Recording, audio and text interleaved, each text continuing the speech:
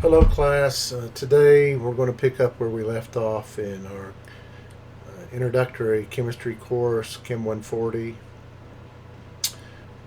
Last time we talked about the states of matter, the solid, liquid, and gas phase. We've been focusing on the gases, especially the kinetic molecular theory of gases, and also Boyle's law and Charles's law. And today we're going to start with the combined gas law, and then from the combined gas law we're going to continue on with the Avogadro's law ideal gas equation. So you can see from the equation here, we know that Boyle's law says that pressure times volume is equal to a constant at a given temperature and a given number of moles of gas. And Charles's law says volume over temperature is equal to a constant, again holding pressure and number of moles of gas constant. So if these two constants are equal, and they are, we can combine these two components, or these two terms together, and we get pressure initial times volume initial over temperature initial equals pressure final, volume final over temperature final. Now, I generally like to just say, use the number 1 for these and 2 for these.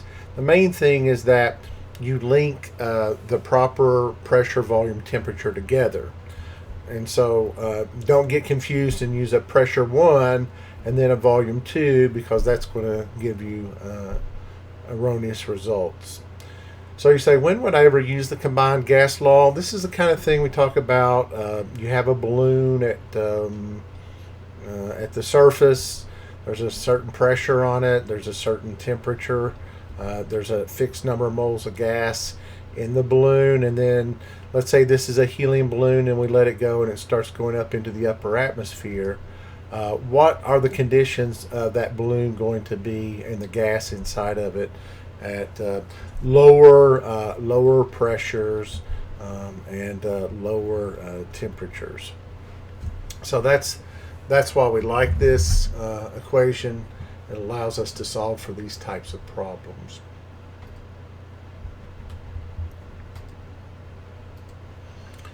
So here's a typical problem. It says calculate the volume of nitrogen resulting when 0.100 liters of gas is heated from 300 Kelvin to 350 Kelvin. Notice the decimal. The decimal indicates that we are talking about we're talking about 3 significant figures. So do watch your significant figures here. Again, decimal here, 3 significant figures here, 3 significant figures here. So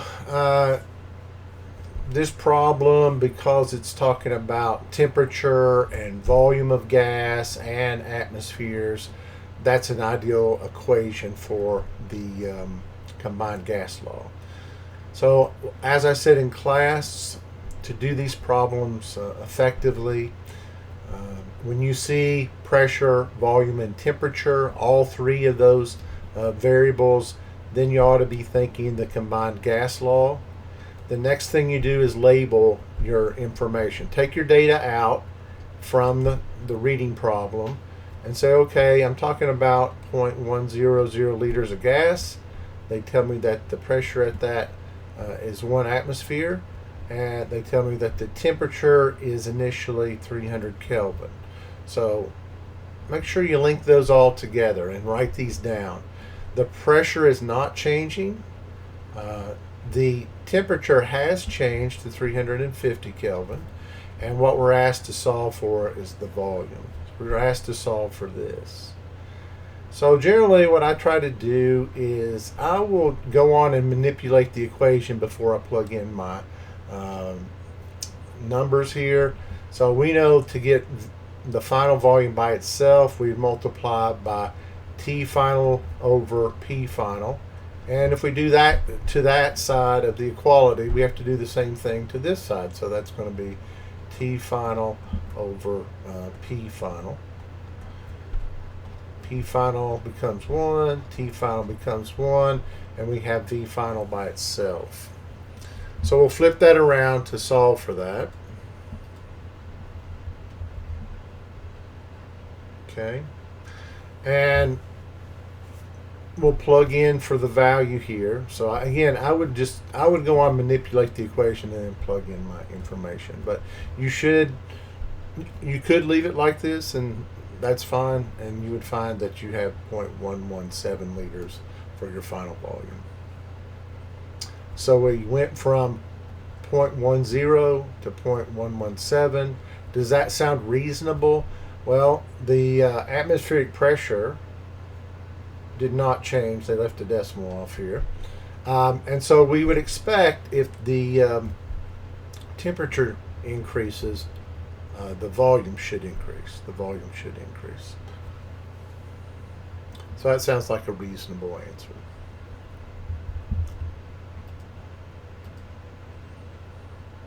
All right, let's try another one here. Let's have you set this up, and then stop, get your information here, stop the video, try to solve it yourself, and then come back and we'll solve the problem. All right, so again, what you're looking at is liters of gas, atmospheres of gas, temperature of gas. You're changing the volume, and you're also changing the pressure. So again, when we see something that requires pressure, volume, and temperature, we ought to be thinking combined gas law.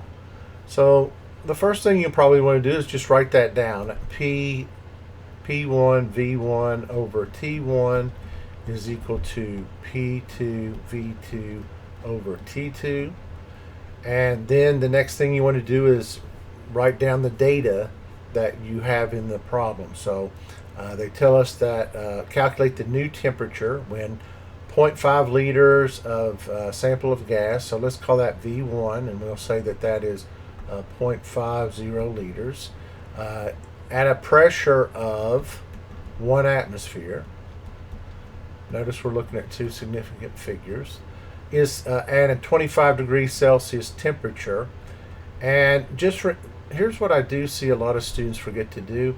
This degrees Celsius has to be converted to Kelvin. So add 273.15 to that and make that 298.15 Kelvin.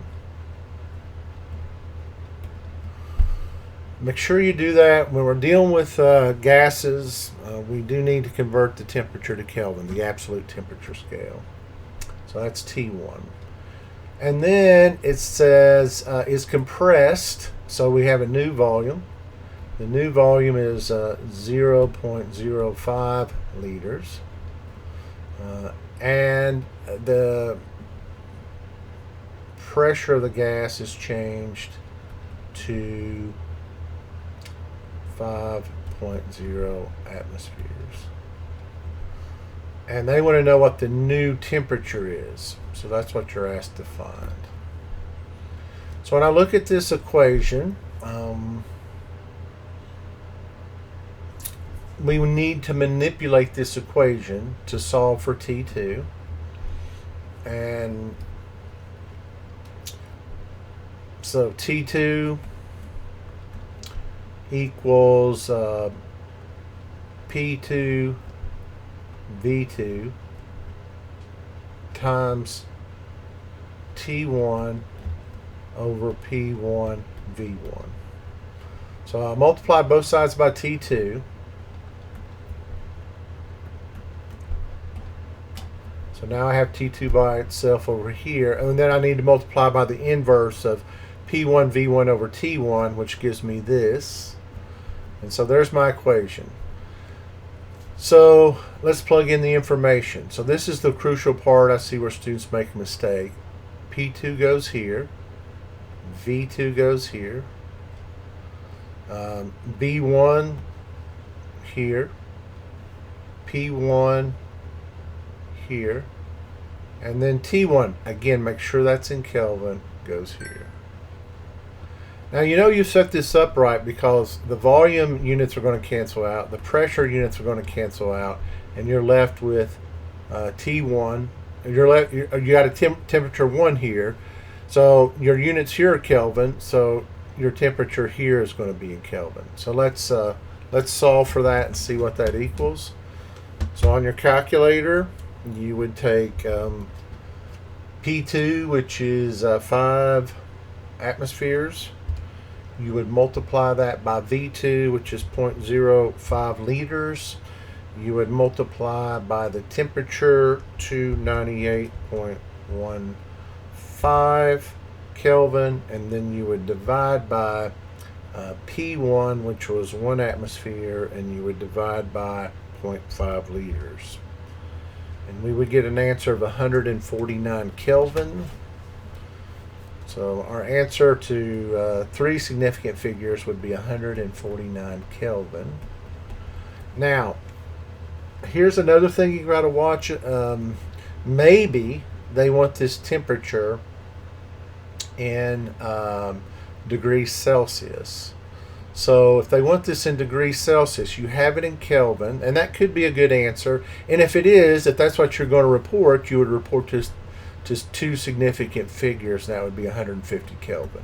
Or if you want to cut out the ambiguity of it, you just say 1.5 times 10 to the second Kelvin.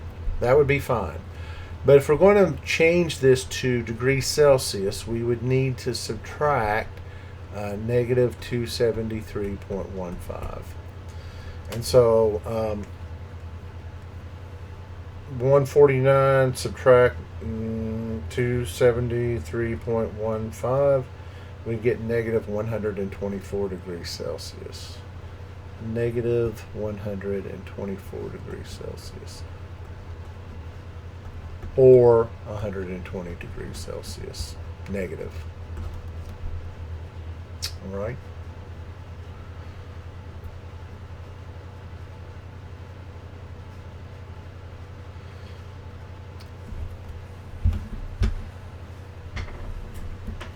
Other questions?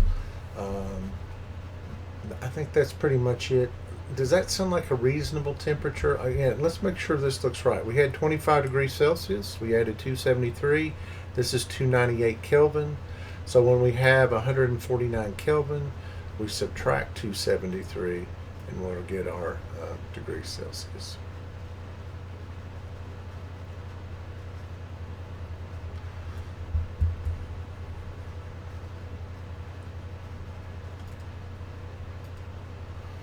All right, the next law we want to talk about is Avogadro's law.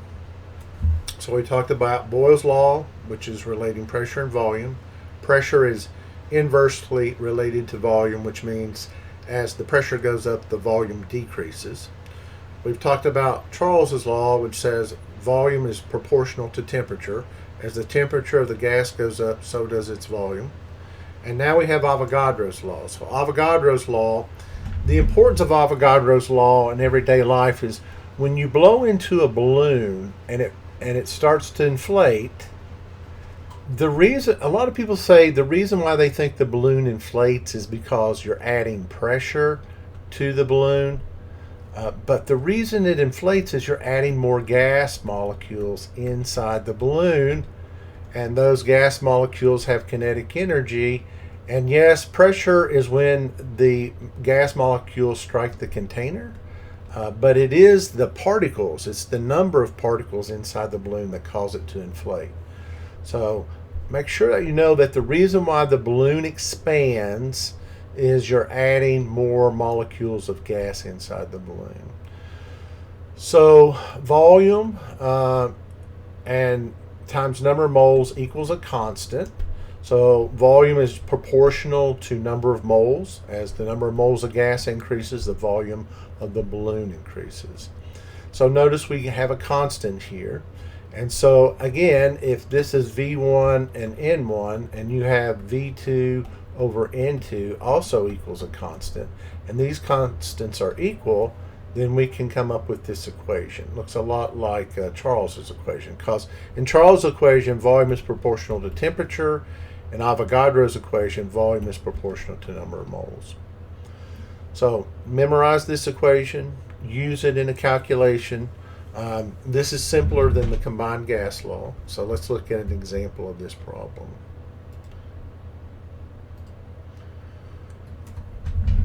So when you read the problem, I think what you really want to focus on here is when you read the problem, you're going to decide based on the data in the problem, is it a Boyle's law, Charles' law, combined gas law, or is it Avogadro's law? So how do you know? Well, they say we have this many moles of carbon monoxide and it occupies 20.6 liters. And then how many liters will 6.5 moles of gas, how many liters, so that's a volume, will 16.5 moles of carbon monoxide occupy at the same temperature and pressure? Now that's important. So anytime you're doing a gas problem, you need to be focused on the pressure, the volume, the number of moles, and then also the temperature. So these are the variables that you want to look at. And so if we're going to look at the relationship between volume and number of moles, then the pressure and the temperature have to be held constant. And that's what it says, at the same temperature and pressure. So again, before I do this problem, I'm going to label my data. So volume 1 is going to equal to 5.50 moles. Oops, did this wrong. What was I thinking here? This is the number of moles. This is N1. Okay, volume 1, I'm thinking ahead. All right, volume 1 is 20.6 liters. At least if this is moles, it has to be in, right? Okay. And then we're going to N2. The new number of moles is 16.5 moles. And we're asked to find volume 2. Now, before you start this problem, would you expect the answer to be, would you expect the volume to be larger or smaller than 20.6? I think that's important to kind of develop that sense. And so if we started with 5.5 and it moles and it occupied a volume of 20.6, holding the temperature and pressure constant, if we increase this almost threefold, wouldn't we expect the volume to increase threefold as well? Well, that's what we expect. So here we go. We're going to take V1, which is 20.6. We're going to divide that by N1, which is 5.5. We're going to, we're solving for V2. And we know what N2 is. So if you plug that in, you get this.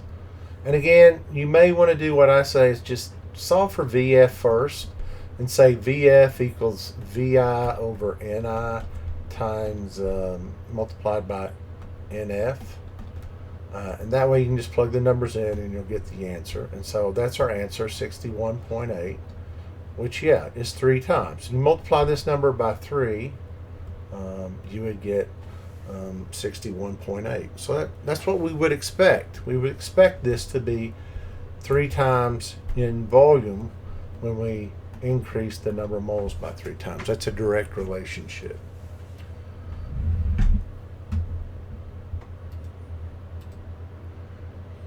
All right, this slide is really important, and I find this is what students miss a lot.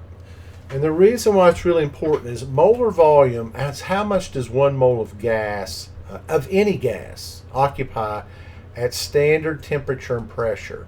So it's called STP. And I don't know what you think of STP. Some people think standard petroleum. But STP means standard temperature and pressure in chemistry. And T is 0 degrees Celsius, which is 273.15 Kelvin. That is standard temperature. 0 degrees Celsius, which is also 273.15 Kelvin. And then standard pressure is 1 atmosphere. So memorize that, because here is how you're going to use it. Any ideal gas, any gas that has ideal behavior, which is what we're talking about in introductory chemistry, Any mole of ideal gas will occupy a volume of 22.4 liters. Any volume of if you have 1 mole of any gas at standard temperature and pressure, the volume occupied is 22.4. And you're going to use that. When somebody says, I have 1 mole of helium gas at STP, what is the volume of helium gas? And you just say 22.4. So spend some time on this slide, memorize STP, and memorize that any 1 mole of ideal gas occupies a volume of 22.4 liters.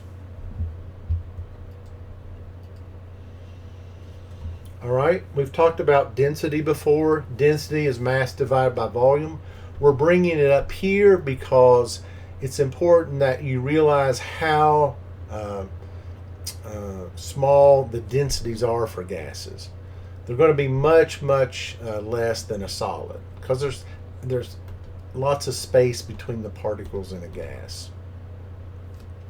So calculate the density of 4 grams of helium at STP. And so we know that 4 grams of helium, well, the molar mass of helium, you look on the periodic table, and that's what it is. It's 4.00 grams per mole. So you go, why do I need to know that? Well, that means you have 1 mole of helium gas at 4 grams, and you know 1 mole of gas occupies a volume of 22.4 liters at STP. So all we do is take the 4 grams of gas that we have, which is 1 mole of gas. We know that 1 mole of any gas at STP occupies a volume of 22.4 liters. If we take the mass and we divide it by the volume in liters, we'll get the density at STP. So here's a classic example of why you need to know STP. 1 mole of any gas occupies a volume of 22.4 liters at STP. And then what you have to determine is how many moles of gas do you have. And you know how to do that. You know how to take 4 grams, divide by 4 grams per mole, and that gives you the moles of gas. That's how we came up with 1 mole of helium. 1 mole of any gas occupies that volume. So we take the mass of the gas that was given in the problem, divided by the volume at STP, and again we get that density.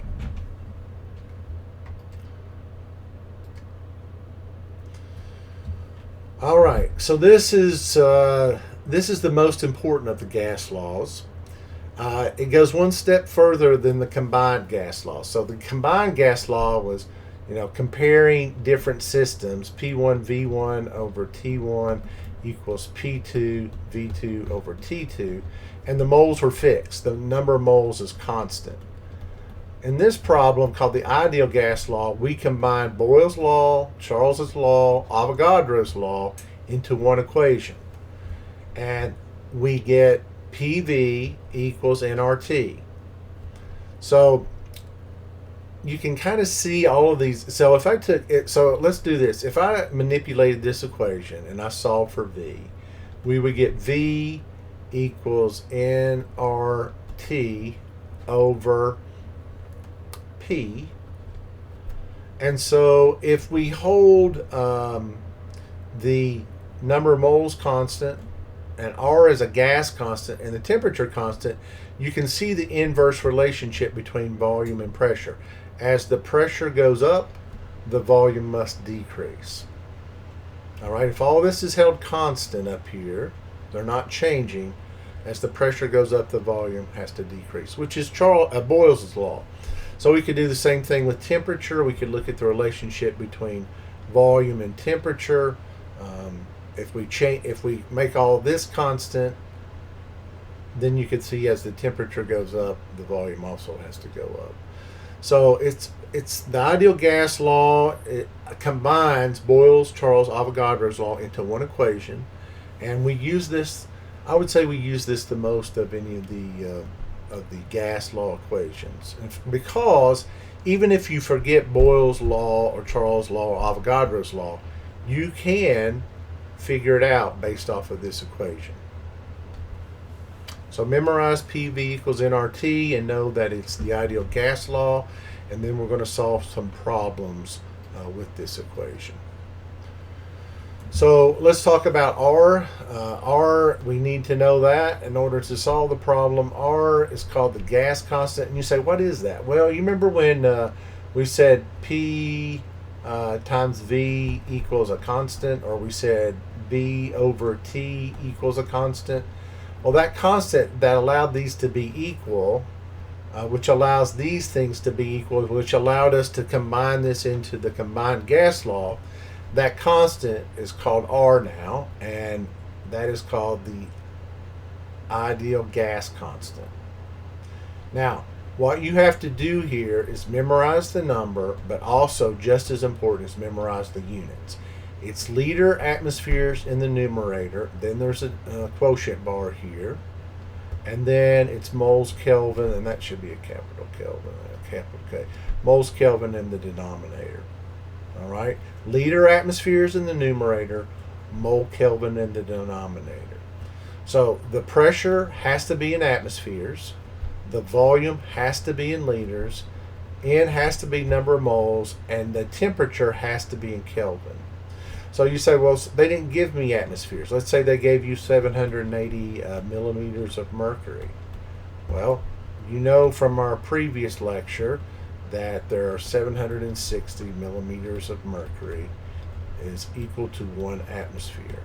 So if you divide 780 by 760, you will get the pressure in atmospheres. So we get we get still 1.0 to two significant figures. If this was a decimal here, then you get 1.03 atmospheres. Just make sure you convert that. Make sure you watch your units. I think that's what causes students to miss problems with this the most, is that they're not watching their units carefully. You do need to write out all of your variables, label them, plug it into the equation, watch the units cancel, make sure the units equal what you're solving for. So I think if you do that, you'll not make some careless mistakes there. So to prove STP, they did this for you. So STP, remember, means standard temperature and pressure. It means a temperature of 273.15 Kelvin. It means a pressure of 1 atmosphere. And so we're going to solve for volume. So we have at standard temperature and pressure, 1 mole of gas ought to occupy 22.4 liters. So here is PV equals nRT, and we're solving for V. So if we divide all of this by 1 atmosphere, and we divide this side by 1 atmosphere, that cancels out. We get V by itself. So volume equals N times R times T divided by the pressure, and we come up with the answer 22.4. So if you do get stuck on an STP problem, you can solve it like an ideal gas equation. But the whole thing is, if you know that all gases, if you have 1 mole of gas, all gases at STP that are ideal occupy 22.4 liters. That saves you a lot of time that you can bank on a much more difficult problem on the exam.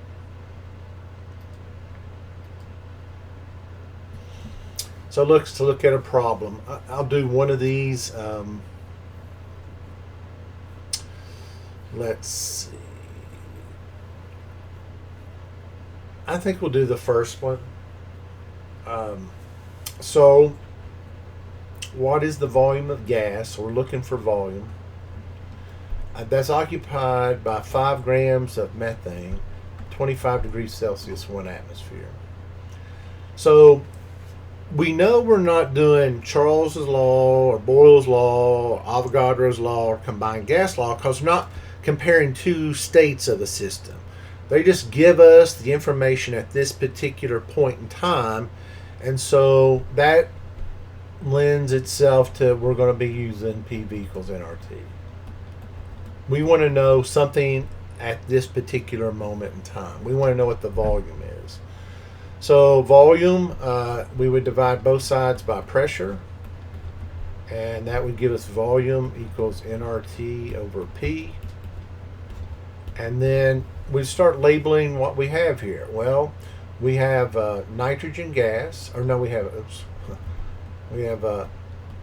methane gas, and we have 5 grams of it. And then we have a temperature equal to 25 degrees Celsius. And then we have a pressure of 1 atmosphere. So, and then we have R, which is equal to 0.08206 liter atmospheres over mole Kelvin. So the first thing is, I know that this 5 grams has to be converted to moles. So we take 5 grams of methane, and if we need to convert grams to moles, we find the molar mass of methane. That's 1 mole of carbon is 12 grams, and 1 mole of hydrogen is 1 gram, but there's 4 of them. So 12 plus 4, 16 grams. That's going to, we could say 16.0 grams per 1 mole, because we went to the tens place, we'd get the same answer. So 5 divided by 16, well, we know that's not quite, it's a little over, less than a third, right? So 0.3125, so 0.3125 moles of methane. All right.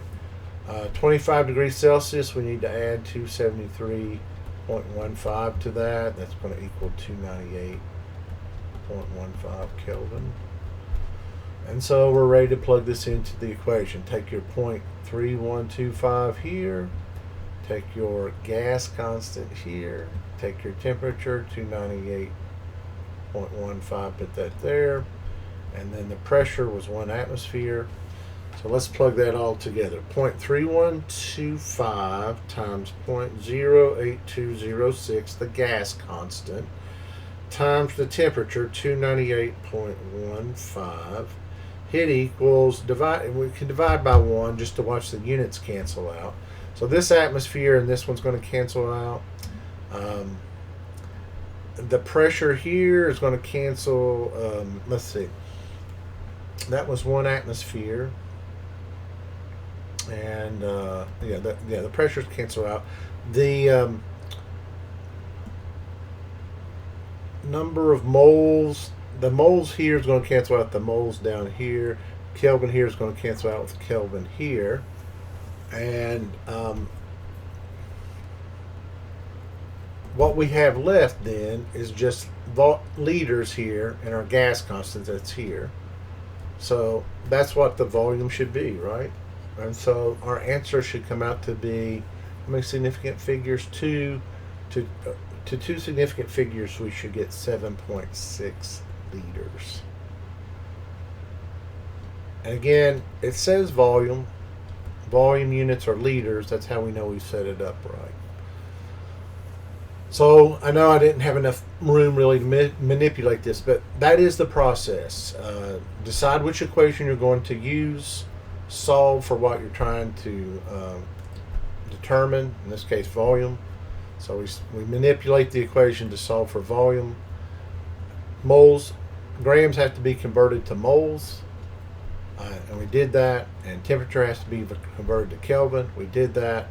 Plug them into the equation. Watch your units cancel out. Make sure you watch your units cancel out. That's what's going to tell you that you did the problem correctly. And your answer should come out to be 7.6 liters. All right, moving on, we're talking about Dalton's law. This is important, especially in the allied health when you do blood gases. It's a pretty simple law. What it says is if you have a container,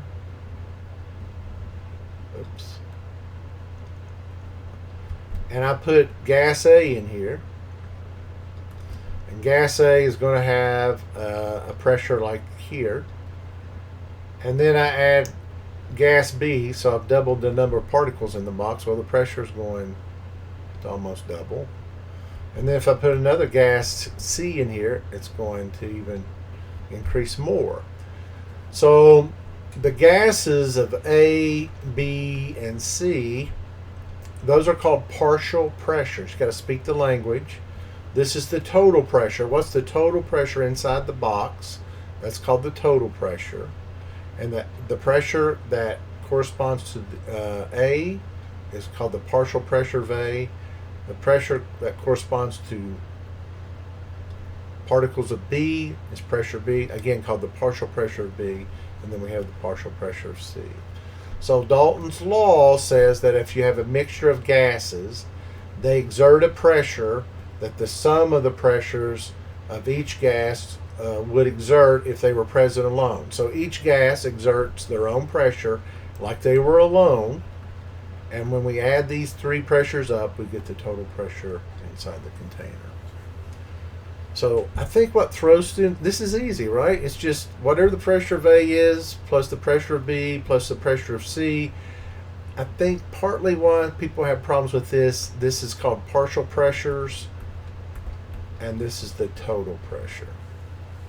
So we say the partial pressure of A, or the pressure with respect to B, that's another way we say it.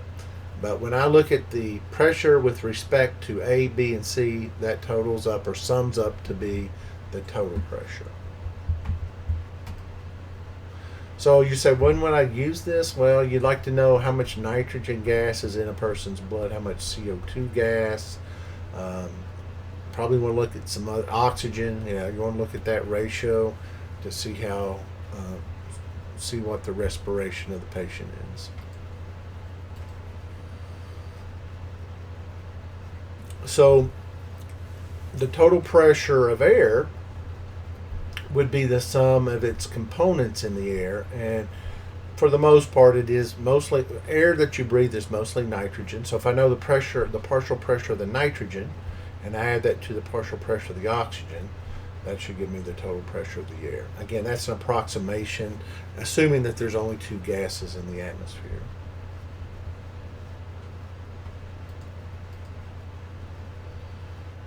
All right, so I've been talking about ideal gases. In reality, there's no such thing as an ideal gas, but it is still the best model to use. We use the ideal gas model in both this course and general chemistry because the problems get more complicated when we have to treat the gas molecules in a way that they're not following the kinetic molecular theory that we established in the last lecture.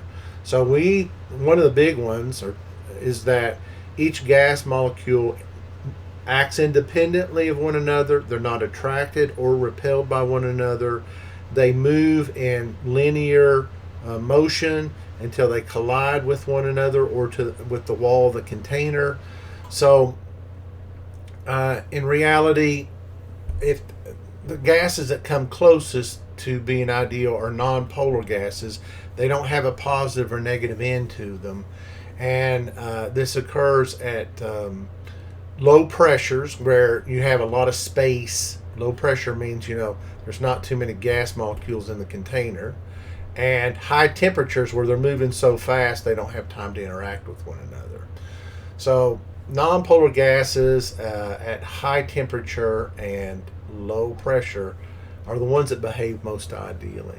Whereas if I had a box and it had sodium gas, which is sodium ion gas, which is positive, and a chloride ion gas that was negative, there would be some interaction here, especially if they hit each other or came close, unless they were moving really fast. So yes, we idealize gases in chemistry, especially introductory chemistry, to make the equations easier to understand and easier to solve the problems that we've been doing in class. Just remember though, there's no such thing as an ideal gas. All right, so the next thing we're going to talk about, we're changing gears here. We're going to talk about what we've already learned in the previous chapter with Lewis structures, then apply VSEPR to determine the three-dimensional geometry. to determine if the molecule is polar or nonpolar. So we've gone from gases. This chapter is about the states of matter, solid, liquid, and gas. We've spent the majority of this chapter on gases. Boyle's law, Charles' law, Avogadro's law, ideal gas law, Dalton's law. Now we're changing gears and talking about the liquid phase. So the liquid phase is also called a condensed phase. The molecules are practically next to each other, not much void in between.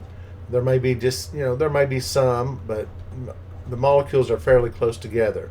Remember, a liquid has a definite volume. It only spreads out so much, but it does take up the shape of the container. So because there's not much void or empty space between the molecules, they are practically incompressible. And again, we use this as the brake fluid in your car. When we press down on the brake, we expect the force to go right out to the wheel to stop the car. If there was gas in here, it would compress the gas and the force would never get out to the wheel. So that's why we're always concerned about gas in your brake lines. If you ever been driving a car, an older car maybe, and you press on the brake and it feels spongy, a lot of times that sponginess is that there may be some small voids in your brake fluid. That's a possibility. So if you have a really spongy brake and you've got plenty of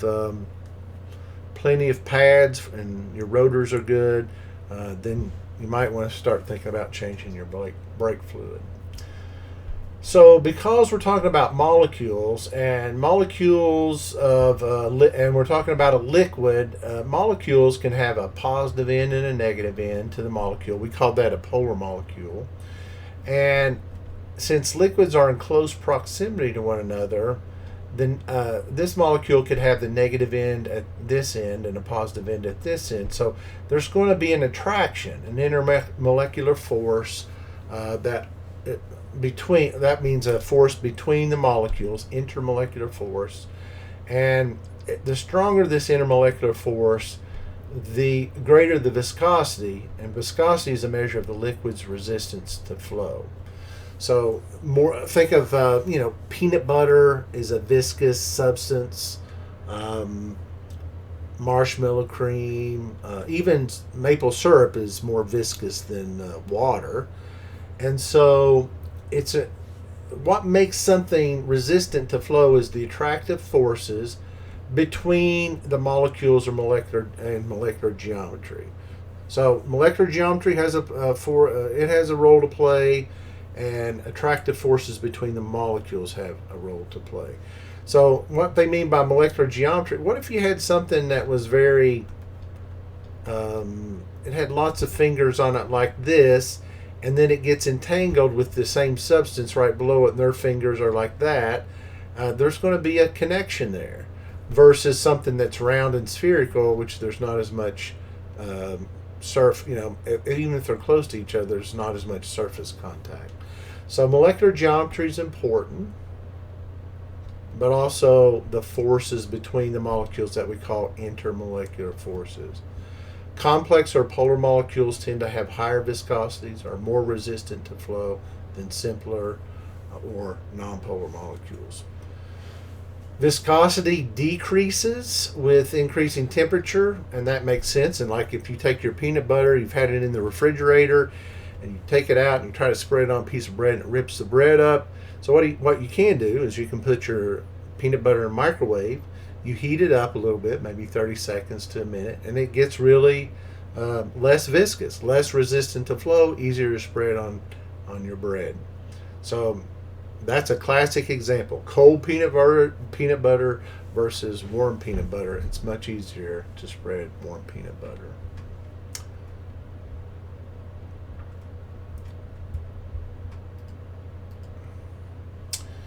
Other things that are determined by molecular geometry and intermolecular forces, again, forces between molecules, is surface tension.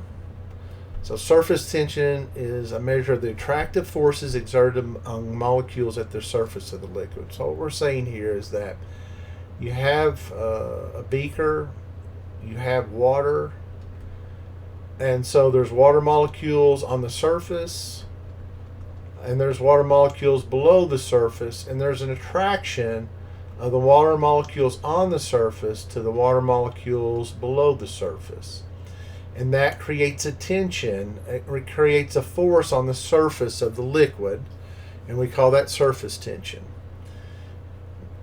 Now, you say, well, when would I ever see this? If you've ever been around a pond and you've seen those little spiders that have these legs on them, and they seem to glide across the water, they're exploiting the surface tension.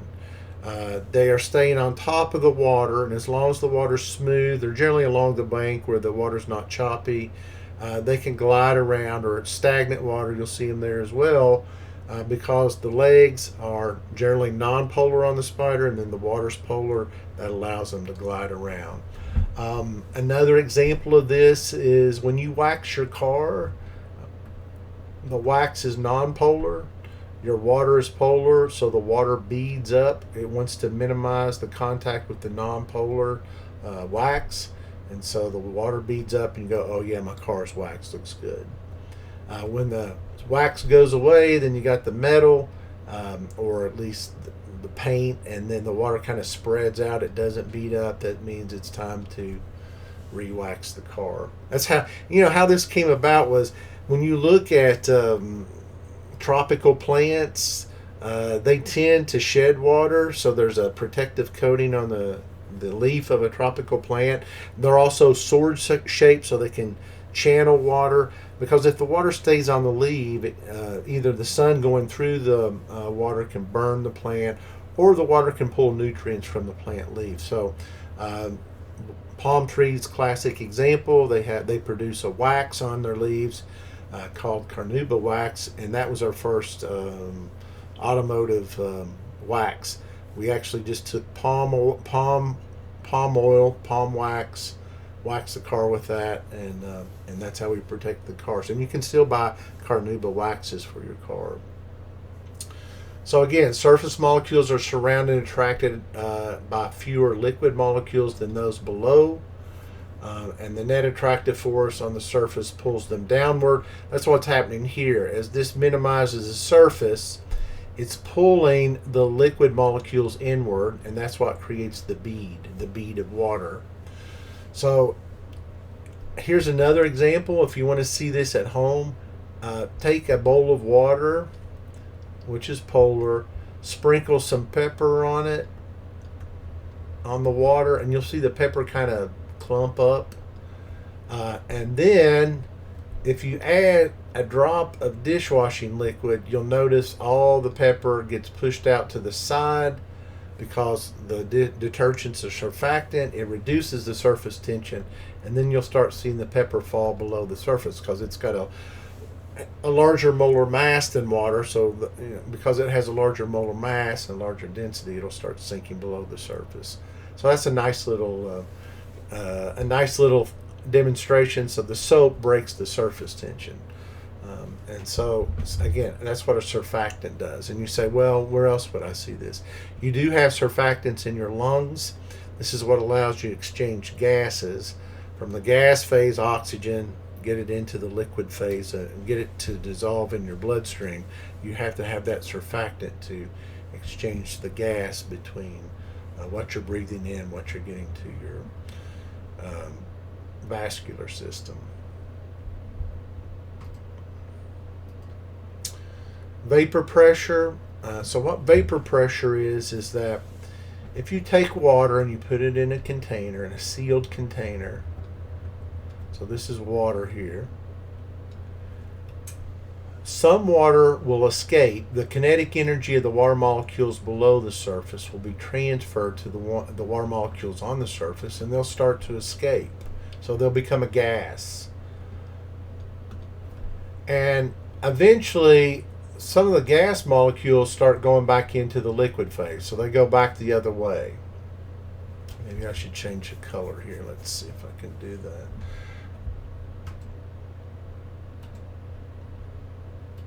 So some of the water vapor goes back into the. Yeah, it didn't work. Let's see. Do, do, do, do.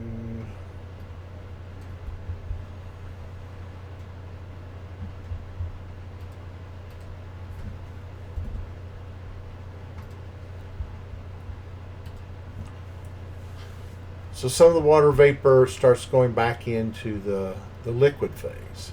So you got gases in red, water that's a liquid going to gas in red, and some of the gas, water in the gas phase goes back to the liquid. Well, at some point, this rate of water becoming gaseous and gaseous water becoming liquid becomes constant. If I measure that pressure at that point, that is called vapor pressure. So it says when both liquid water and water vapor exist in the container. So how does this happen below the boiling point? Well, again, what happens is the kinetic energy of the water molecules below the surface transfer their energy to the water molecules on the surface, and they're able to escape as a gas. So again, the stronger the intermolecular forces between two molecules, the less likely that water molecule is going to escape and become a gas, because they're pulled below the surface. That's what created surface tension.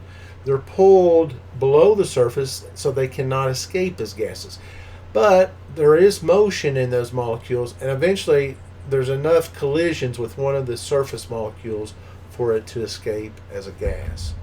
So we call that, when that becomes a steady state between liquid water becoming gaseous water and gaseous water becoming liquid water, if we measure that pressure, we call that vapor pressure.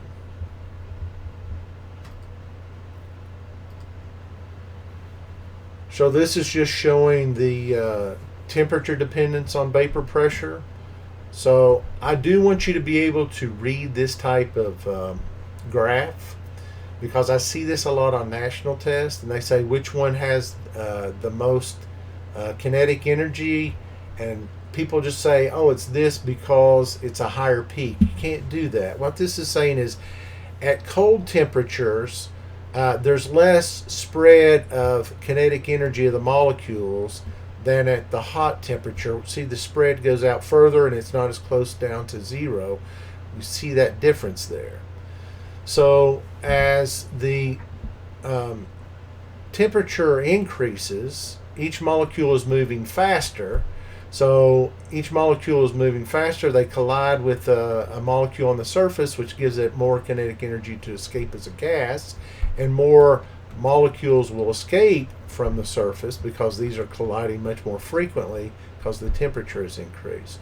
So here is the average. The top of the peak, if we bring that down to the our measurement on the x-axis, the kinetic energy, you can see then that the average of the hot molecules has more kinetic energy than the average for the cold molecules. You guys know this. You know when you pump gas, which is gas pretty much a nonpolar substance, when you're pumping it in the winter, you don't generally smell the gas that much. But on a hot summer day, you're pumping gas, you can smell the vapor, you can smell the gas coming out in the gas phase. So at a hot temperature, gases have more kinetic energy, and liquids have more kinetic energy, which allows the gas to escape. All right, so vapor pressure is dependent upon temperature. As the temperature goes up, it breaks the intermolecular force between these molecules, which allows these molecules to escape as a gas.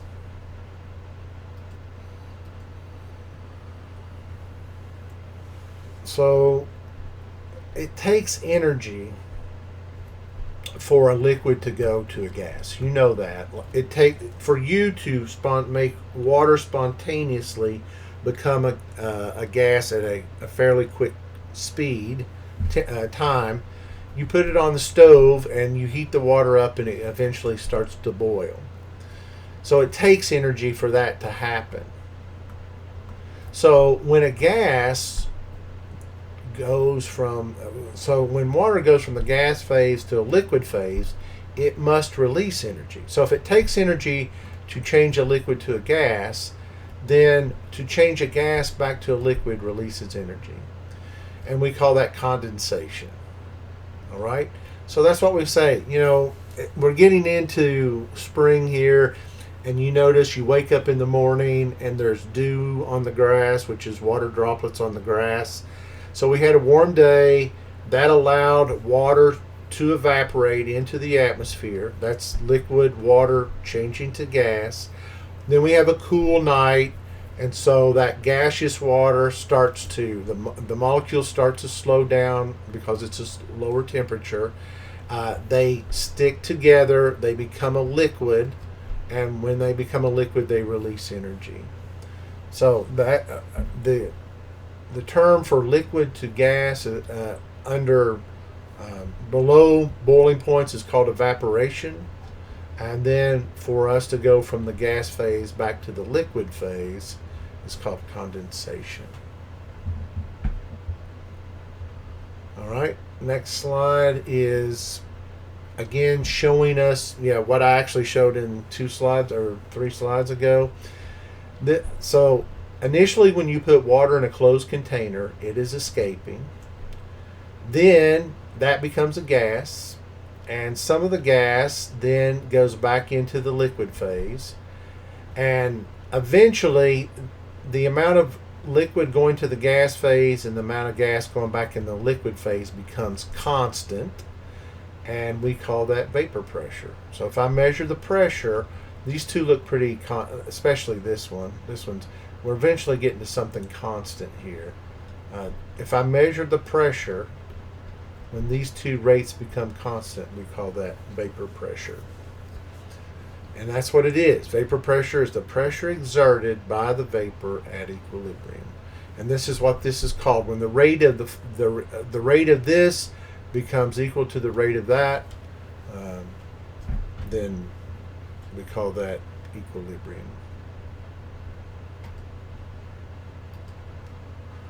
So what's boiling? Boiling's different. Boiling is when you create a vapor in the liquid. All right, so you have a liquid and you're going to create a gas within the liquid. So normal boiling point means the pressure on the surface of the liquid is 1 atmosphere. All right, pressure of on the liquid on the vapor says temperature at which the vapor pressure of the liquid is 1 atmosphere. All right, so you input heat, and the heat transfers to the liquid, and eventually you break the forces between the molecules so that they act independently and they're acting as a gas, and that creates a bubble, which we call boiling. So the thing I want you to know at boiling point is, you're taking energy, you're going to raise the temperature at a point which the vapor pressure of the liquid becomes equal to atmospheric pressure. So that means the vapor pressure of the liquid is equal to the atmospheric pressure, and that creates this gaseous bubble within the liquid. And when we say normal boiling point, which is the way chemists speak it, most people just say boiling point. We assume it's normal, but if we want to emphasize, we're talking about 1 atmosphere of pressure, we say normal boiling point. So when you're in the mountains and the pressure is less than 1 atmosphere, it takes less heat to get that water to boil. So it lowers the boiling point. Here's the thing to remember. The stronger the intermolecular forces between the molecules, which makes, these are polar molecules. This has a positive and negative end. This has a positive and negative end. It's that attraction between these molecules. The stronger, the more polar the molecule, the higher the boiling point. So polar molecules have higher boiling points. Non-polar molecules, which means they don't have really a true positive and negative end, they're not attracted to one another as strongly. There is what we call instantaneous dipoles, where this one's positive at one given second and this is negative, called induced dipole. So there would be a small attraction here, but because they're non-polar molecules, they tend to escape as gases much more readily.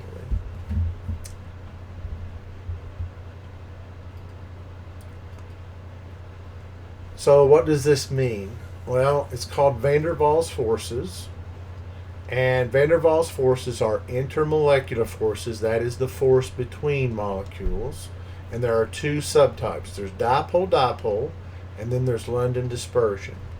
So if the molecule itself has a positive and negative end, let's say like hydrogen fluoride, and what we know about hydrogen fluoride is that fluorine is more electronegative than hydrogen.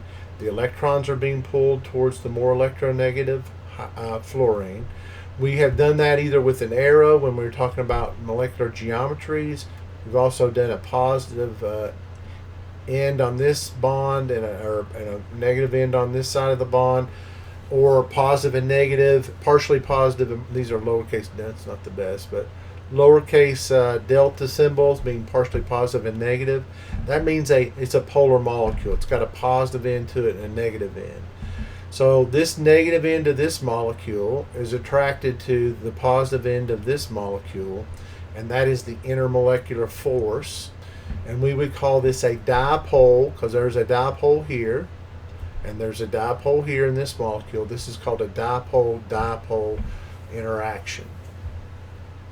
Now, when you have two things like, let's say a helium atom here, and a helium atom here, well, there's no dipole-dipole here, but what happens is, at any given time, there's more electrons on this side of the helium atom, and that induces a partially negative charge on this side of the atom, and then the nucleus of this helium is attracted to that, so the electrons are repelled by these other electrons in the other molecule.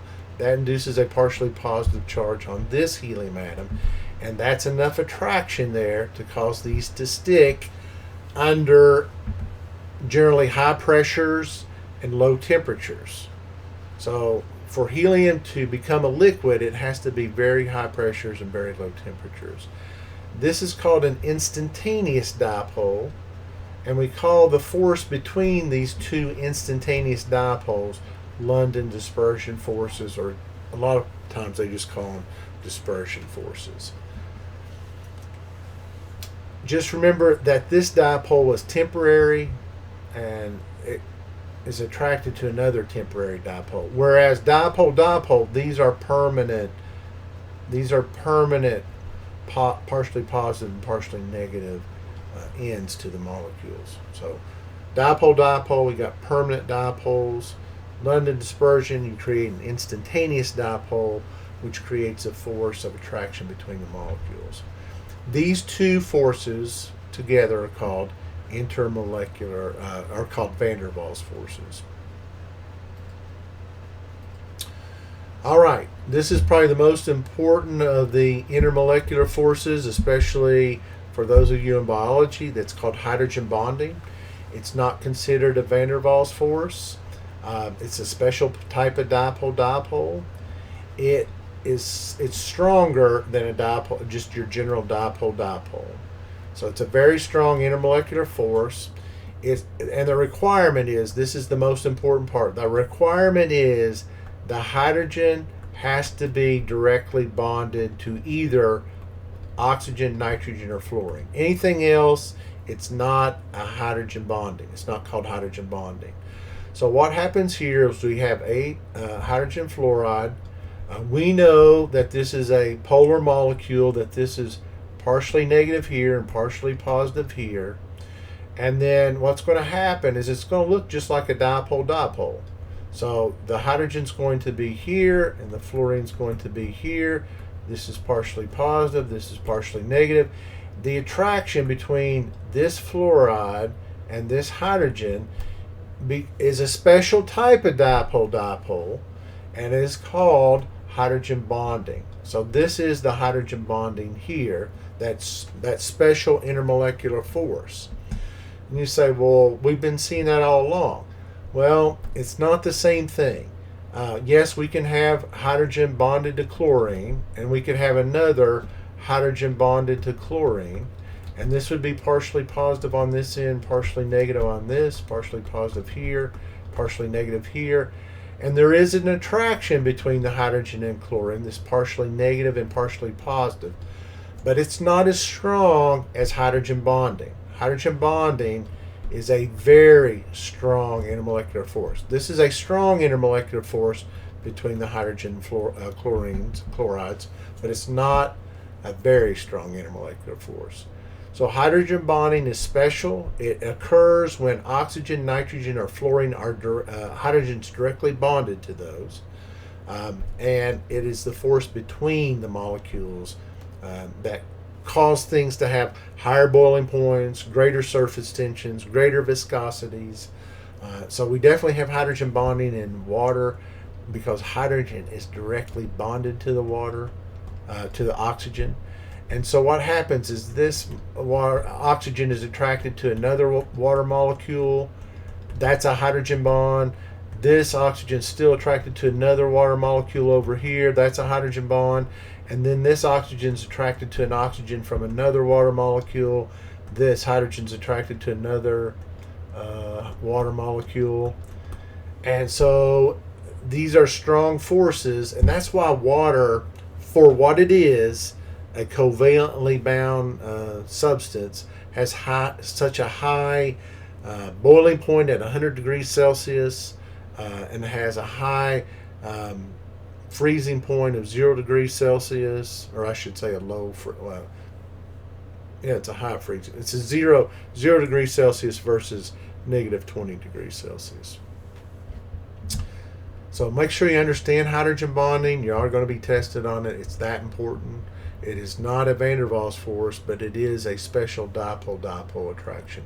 And it only occurs when the hydrogen is directly bonded to nitrogen, oxygen, or fluorine. So, yeah, they got a nicer picture than me. So there it is. These are the hydrogen bonds. This hydrogen attracted to the red oxygen. This hydrogen attracted to the red oxygen. Again, it's an intermolecular force, and then this oxygen attracted to that hydrogen, and this oxygen attracted to that hydrogen. And the biggest implication you see, I mean, it is important. It's important, like, this is what holds the DNA together. This is why ice, water in the solid phase, is less dense than water in the liquid phase. Usually the liquid is more dense than the solid. But in ice's case, solid water, ice, is less dense than liquid water, and that's why ice floats. So it is this. These intermolecular forces create voids between the water molecules, which makes it less dense than if they were liquid. And excuse me. These are the main ones. So if you want to focus on what molecules that you would normally see that show hydrogen bonding, the main ones that we see over and over again is water, ammonia, and hydrogen fluoride. Super important. All right. So now we've talked about the gas phase. We had all those laws and calculations. We've talked about the liquid phase. It's just descriptive. Main thing is intermolecular forces, and know the things like viscosity, surface tension, vapor pressure, boiling point. You know, that's what's important there. And now the last part of chapter 5 is the solid state. So solid state, we've talked about at the beginning of the chapter that solids have a definite shape and a definite volume. There's not much void between the molecules, if any, so they do not compress, and so they're virtually incompressible. They tend to have high melting points because of the attractive forces between each atom within the substance. And there are two categories of solids that we're going to focus on. Crystalline solid, which means there's a pattern, a repeating pattern, and amorphous, which is random. There's not a repeating pattern. So let's see what that looks like. So ionic solids are crystalline solids. They have a single unit here's a sodium and a chloride, sodium and chloride, and they combine together to create this matrix, and they have really high melting points and boiling points. There is, it's positive and negative. It's electrostatic attraction of the ions that hold this together, and they're all connected. You can see like this is attracted. This chlorine is going to be attracted to this sodium and this sodium and this sodium, and then this sodium is going to attract to this chlorine, this chlorine, and this chlorine. So it's very networked out crystalline. Then we can have covalent solids. So this is what a diamond looks like. Diamond is a tetrahedral carbon structure, and so it's networked. It's called a network solid, and that's why diamond's really hard. It's also why diamond has a high melting point and boiling point. So this is a covalent solid, also called a network solid, and it is crystalline as well. So both of these are examples of crystalline solids. The next crystalline solid is the molecular solid. So that would be like ice, like you see here. These are all water molecules. So there's a H2O, red is oxygen and the two hydrogens. Here you can see the voids in here. This is why ice floats, because there are these voids between the water molecules. And there is a repeating pattern here. And so this is also a crystalline solid. And then we have, not this part, but this part here, this methane here is also crystalline. There's a repeating pattern of a carbon, and then there's a hydrogen here and a hydrogen here and a hydrogen here. The difference is these are not networked. They are not directly bonded together like we saw with carbon. So we are talking about covalent bonds here, but these carbons are all networked together by solid intramolecular forces, which means between atoms. And so here with the molecular solids, we're looking at a force between the molecules. We're talking about intermolecular forces. So if I'm looking at a methane here, that's one molecule, and then I have a methane up here, that's another molecule. I'm looking at a force of attraction between those two. In fact, between two methanes, the force of attraction is actually London dispersion forces. So that's why methane, which is one of the primary gases in your natural gas heater, or HVAC, natural gas is a gas at room temperature because the force that holds two methanes together is London dispersion forces. Whereas water, as a solid at 0 degrees Celsius, we're looking at hydrogen bonding there.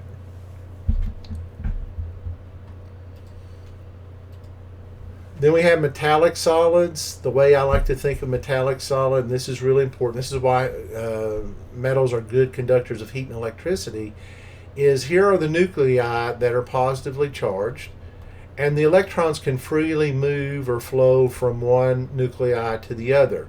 They're delocalized, they can easily transfer. So when you add a current, you add an electrical force here, then it doesn't flow through the wire.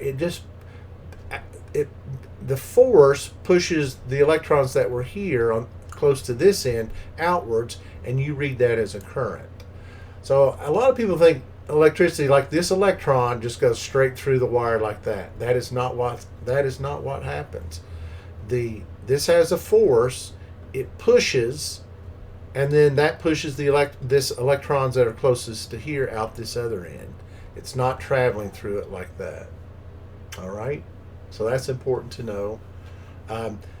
Because these electrons can freely move around within the structure, that's why they're good conductors of heat and electricity. So let's go back to amorphous. I thought they would give us an example of that. Amorphous is no pattern, no crystal, no repeating pattern. And that would be something like, what I want you to know is amorphous is a lot of glass is an amorphous solid. Even though a lot of people think glass is crystalline, it is not. It's randomly silicon oxides and patterned into a plane of glass. Many powdered substances, not all of them, and you have to look at it, but a lot of powdered substances would be amorphous solids.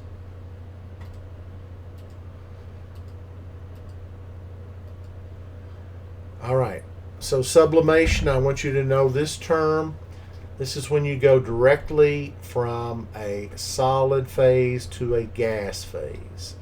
And the examples they give is dry ice, where you have solid carbon dioxide. Maybe you've seen this before, like if you've ever bought ice cream and they pack dry ice in there to keep the ice cream cold. That's one place where you just see CO2 solid, which is dry ice, go to CO2 gas. It does not go through the liquid phase. If you've ever been around mothballs the same thing. You have naphthalene, and it's a solid, and it goes directly to the gas phase. It does not go through a liquid phase. So what I really want you to get out of this, let me erase this, because this is what I think is most important with these, talking about the different phases. And so let me erase this. Okay. Let's go back to our pen. I want you to be able to label the changes in the states of matter. So gas going to liquid, you would call that vaporization. As a whole, you would call it vaporization. Why? Because boiling's different. It is a gas formed within the liquid at a pressure, if it's normal boiling point at a pressure 1 atmosphere. Vaporization takes care of that, plus also evaporation. So then we go from the liquid to the gas. What am I doing here? Let's start over here. I'm going the opposite way. I'm thinking ahead here. Let's go back. All right. So we're going from solid to liquid. There we go. And then we're going from liquid to gas. All right. So I was saying vaporization, liquid to gas. I was at least saying that correctly. All right. Vaporization, liquid to gas. We talked about gas going back to liquid. That's called condensation. So we talked about that in this chapter. That would be gas going back to liquid. All right. Solid going to liquid. You would call this melting. And then you would call liquid going back to solid, you would call that freezing. And then solid going directly to gas is sublimation. I'm going to rewrite that, but solid going directly to gas. And then they should have finished this out and said gas, and you're not going to get tested on this, but gas going back to solid is called crystallization.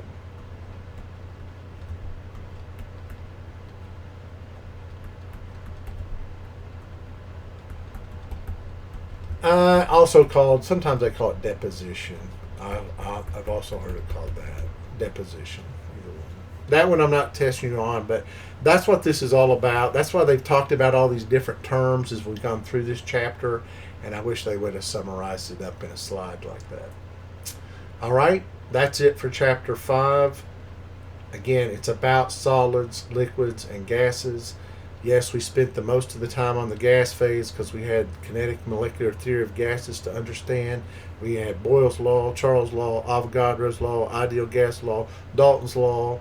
Then we talked about the liquid phase, and the main thing was those intermolecular forces, either dipole-dipole or London dispersion, which were van der Waals forces, or outside of that, a special force called hydrogen bonding, where hydrogen's directly bonded to nitrogen, oxygen, or fluorine, and that makes a special type of dipole-dipole interaction, which we call hydrogen bonding. And then the last part of this chapter was about solids, the different types of solids, whether they're crystalline or amorphous, and then are they a network solid, molecular solid, or an ionic solid, or a metallic solid. Okay, and then we summarize that with the different phase changes. So I hope this helps, and if you have questions, you can email me directly. Thank you.